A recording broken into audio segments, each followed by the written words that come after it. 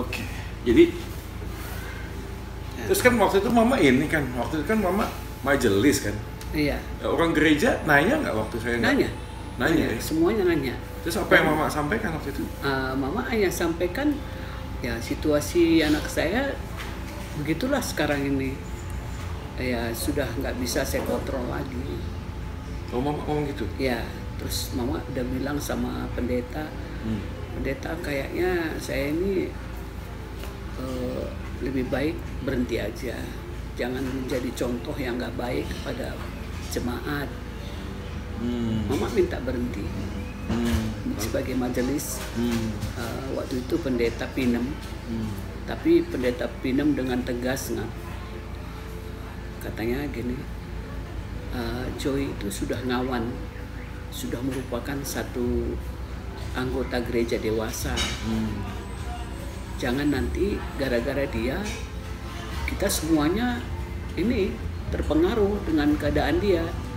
Jadi kita jangan tenggelam dengan situasi dia. Dia sudah harus dibantu, malah yang membantu juga jadi perlu dibantu.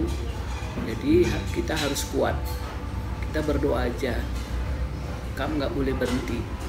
Kamu harus terus, harus kuat melawan situasi ini. Jadi dulu pendeta Pinem itu yang memberi pengarahan sama mama bahwa mama tidak boleh berhenti. Mama harus tegar, harus kuat, harus mampu mengalahkan. Bukan menjadi kalah. Tapi waktu itu mama bicara terus terang ya, maksudnya? Iya. Orang-orang di gereja itu terus terang saya bilang bahwa keadaan anak saya sekarang begini. Karena itu saya merasa saya sudah tidak layak untuk menjadi majelis. Dan saya waktu sermon gitu, mama ngomong.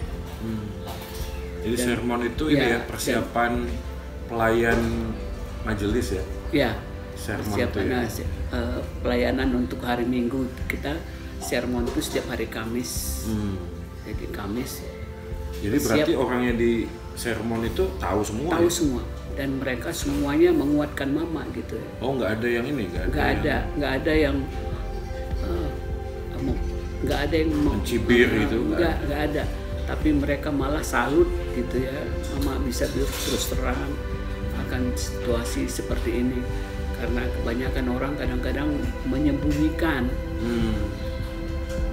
dan tidak mau berterus terang. Nah waktu itu waktu kejadian itu kan orang di gereja support mama ya? Iya. Tapi perasaan mama sendiri gimana waktu ketemu sama orang? Perasaan mama waktu itu seperti down gitu? Ya down sekali, bukan down aja, tapi down sekali. Mama merasa bahwa ya terpukul sekali lah. Mak, itu kan ini kan Mak, itu kan akumulasi kan Mak, nggak tiba-tiba kan. Maksudnya waktu dari pertama saya awal-awal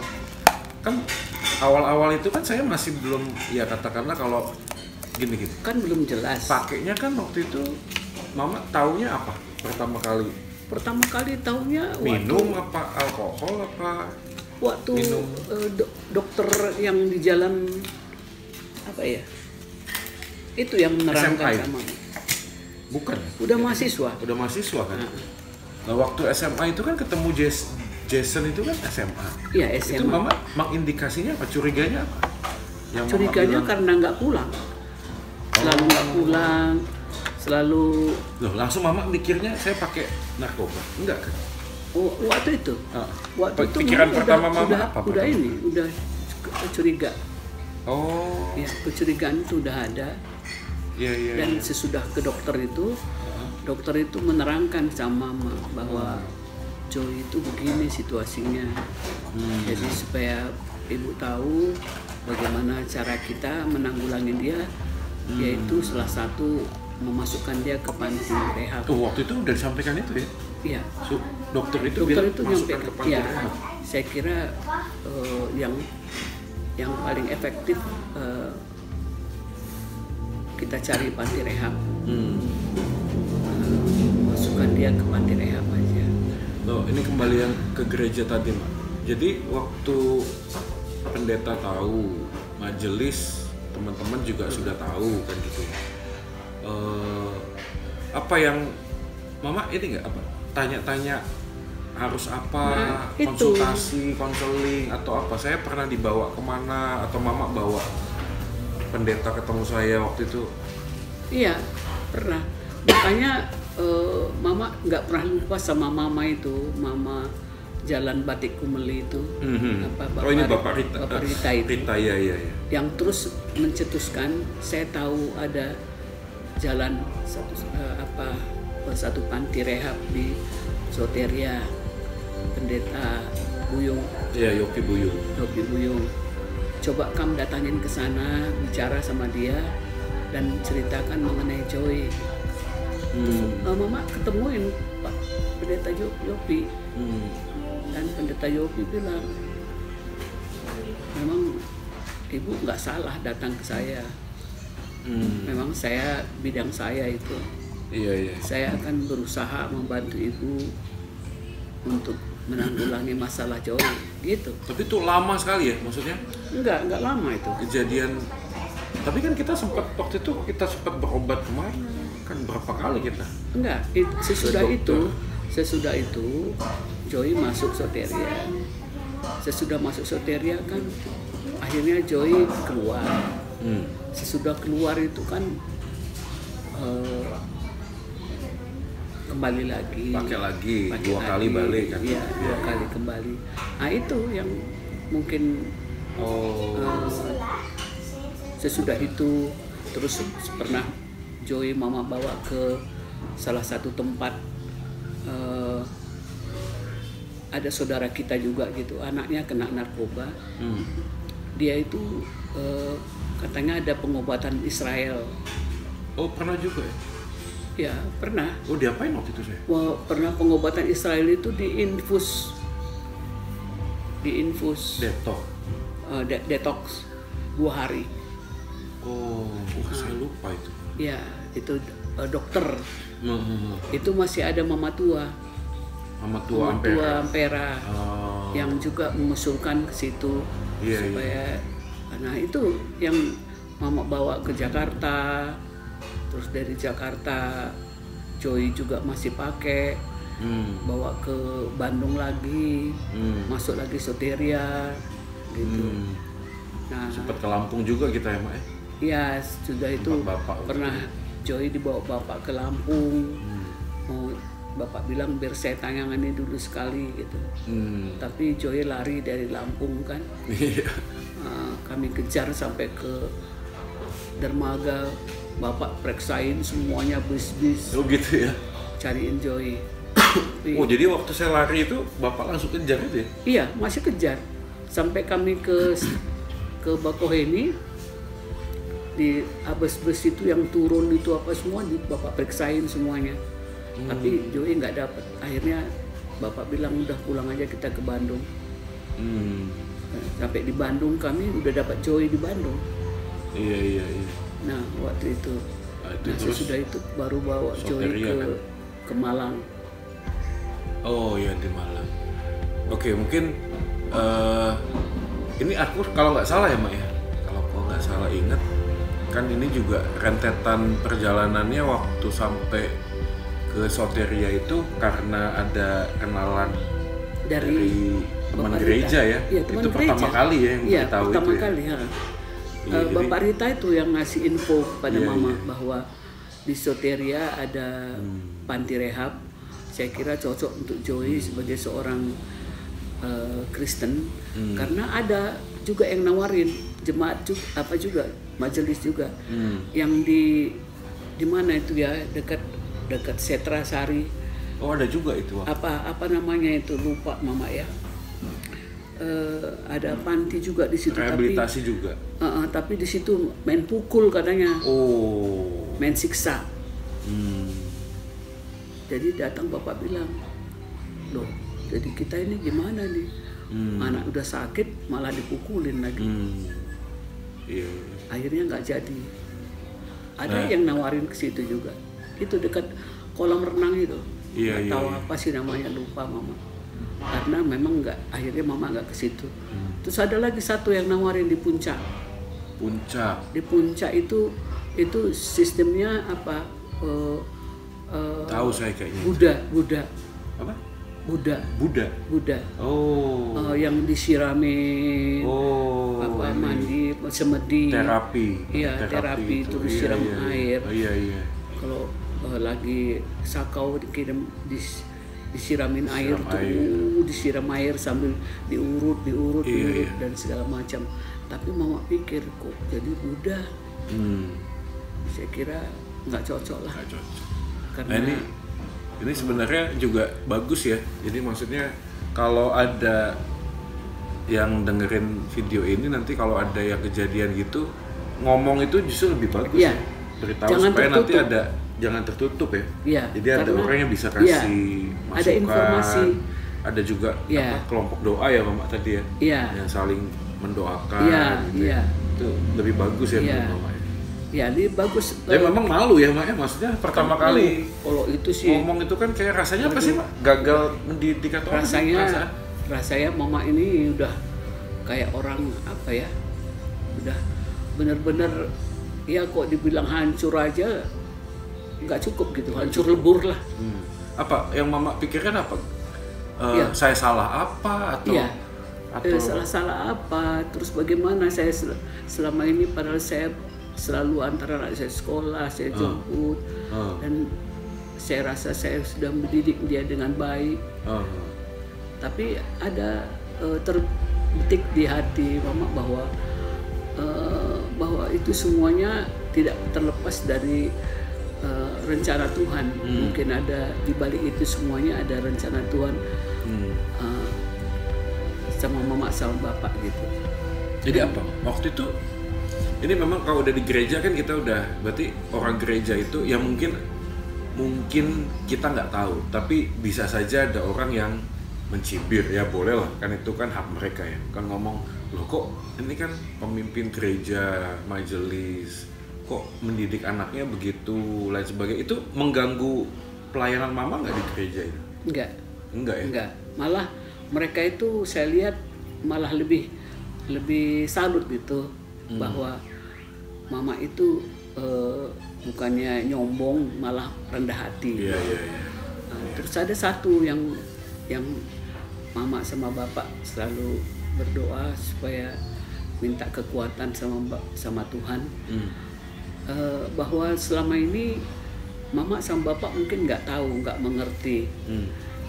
Kami selama ini sebelum jauh-jauh sebelumnya ini kami kan bergumul dalam hal menggunakan duit. Duk apa? Kami jadi kok dibilang kasarnya itu rentenir gitu. Oh gitu ya? Ada kadang-kadang satu pasar itu mama sama bapak yang kuasai peredaran uang di situ. Dan itu hasilnya juta-juta. Dan sesudah itu sesudah kejadian Joy, kami berbalik 180 derajat, kembali menarik semua uang-uang yang ada beredar, dan menggantikannya menjadi membeli truk. Kebetulan pada saat itu pula mama tengah punya proyek. Itu bapak mulai ini ya, CV itu ya, Marga Sarana itu ya. Akhirnya bapak berbalik. Jadi kejadian saya itu juga membuat bapak berubah bisnisnya berubah. Jadi sudah nggak memperdulikan lagi keuntungan, tapi membuat suatu perubahan. Dan sejak itu pula mama aktif di gereja, aktif pula di sini. Jadi seolah-olah sudah dua muka. Apa namanya itu ya? Iya, munafik. Orang munafik. Iya. Dan sejak saat itu bapak pun kembali berusaha menjalankan truk itu. Di mula-mula itu di Cipendei. Bapak waktu itu jadi ketua pembangunan gereja. Iya. Ketua pembangunan gereja Jalan Lombok itu. Kalau sekarang pun Joy bisa ke situ, ada situ terpampang fotonya bapak besar Oh iya. waktu apa Peletakan batu pertama dengan pendeta Niasi. Oh. Nah, di situ terus berubah semuanya, dan mama juga merasa ya boleh dikatakan jadi lebih tenang gitu, dan lebih menerima situasi Joy ini, karena mama udah ya minta ampun lah sama Tuhan. Iya. Jadi mungkin Bertobat. ini juga aku juga baru tahu sih. Jadi sebelum ini walaupun mama aktif di gereja, juga pada saat yang sama bisnisnya itu nggak Ya, bersih gitu nggak lah ya. bersih. Nggak bersih Nggak ya. bersih. Jadi waktu kejadian saya terlibat Ya, ini itu jadi dipakai Tuhan merupakan, untuk peringatan ya. peringatan bahwa ada yang harus Ya. dibenahi di dalam bisnisnya itu ya. Jadi Oh ya bagus juga ya berarti. yang sangat luar biasa kali bahwa Tuhan itu diam, tapi satu saat Dia akan menghukum kita. Jadi dosa itu tidak pernah tanpa hukuman. Bapak itu bilang, itu yang selalu dia pegang, bahwa kalau kita berbuat dosa, satu saat pasti Tuhan menghukum kita. Iya. Jadi waktu mama sama bapak melakukan ini ya, apa sih istilahnya? Ya rentenir, meminjamkan uang dengan bunga yang tinggi ya. Ini kayak pemungut cukai kali ya. Sih, ya gitu, pemungut cukai. Benar. Jadi ada orang-orang tertentu. Jadi ini juga teman-teman yang ngedengerin vlog ini juga mungkin nanti juga Bilang bisa gitu. jadi Ada yang pelajaran. didengar selentingan. Habisnya sih rentenir sih. Makanya anaknya gitu jadi. Jadi gitu anaknya. Oh. Jadi itu. Iya. Ya, tapi satu hal yang mama rasakan bahwa mama sama bapak menyadari. Jadi artinya kejadian itu pun mama sama bapak melihat ini bentuk cinta kasih Tuhan ya. Iya. Sama keluarga ini Iya. supaya kembali ke ini ya. Iya, kembali ke jalan yang baik.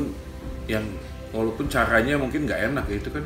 Nggak enak. Berapa tahun ya waktu itu ya, mulai dari Ya, itu ya? sekitarnya itu ya kira-kira yang mama rasakan kali beratnya itu 5 tahun. 5 tahun ya. Iya, 5 tahun.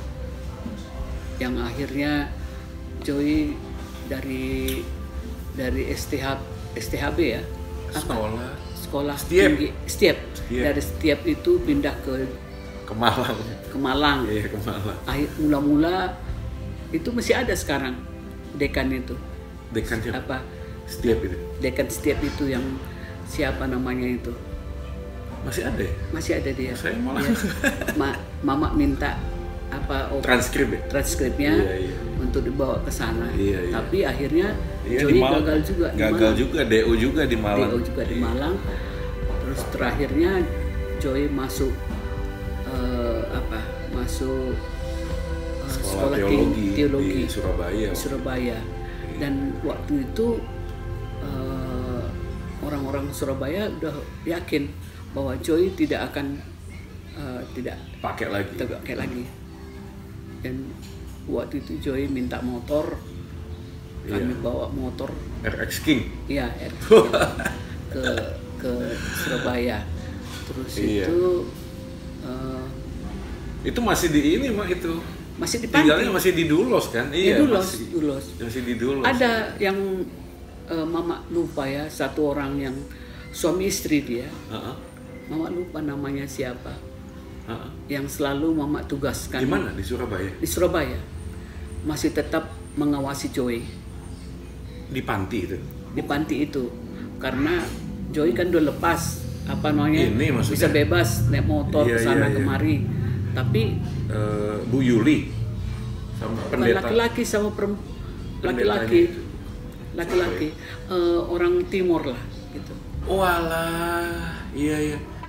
Pak Veston ya? Yang di panti siapa sih? Yang di panti? Orang Kupang? Iya, kenapa? Namanya siapa? Deveston Makani. Deveston ya? Kecil-kecil pendek Iya, hitam? sekecil pendek. Iya, istrinya putih. Iya. Iya itulah Kak ini. Siapa istrinya? Kenapa? Itulah yang mama titipin telepon saya terus, nggak apa-apa. Iya, Pak Terus Kak Veston. iya, terus supaya tetap walaupun Joy sudah dibilangin bebas, saya minta tolong supaya terus Iya. diawasin. Iya. gitu. Terus Nah ini kita mundur lagi sejenak lah Mak, mundur lagi. Ini emang nggak enak sih ngomong masa lalu, tapi paling tidak kalau kita udah menjalani sampai dengan titik ini, semua masa lalu yang mungkin kelihatannya tidak baik di dalam perspektif kacamata Tuhan kan jadi indah ya Mak. Nah ini ada banyak pertanyaan juga sih, maksudnya gini, waktu